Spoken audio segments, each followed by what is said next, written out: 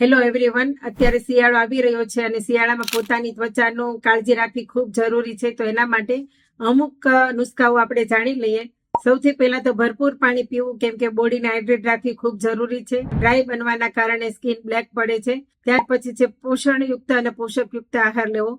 આપણા ખોરાકની અંદર વિટામિન, મિનરલ, માઇક્રોન્યુટ્રિશન, ફાઇટોન્યુટ્રિશન એડ કરેલા છે કે નહીં એનું ખાસ કાળજી લેવી. સૂર્યના કિરણોથી બચીને રહેવું, કેમ કે અલ્ટ્રાવાયોલેટ કિરણો આપણું સ્કિનનો જે ટોન છે એ બદલી શકે છે, તો એનાથી પણ દૂર રહેવું. અને ખાસ કરીને પૂરતી ઊંઘ લેવી જરૂરી છે. જો પૂરતી ઊંઘ નથી લેતા તો ડાર્ક સર્કલ અને સ્કિનની ઉપર જે દાજ પડી જાય છે એમાં પણ ઇમ્પ્રુવમેન્ટ લાવવું જરૂરી છે.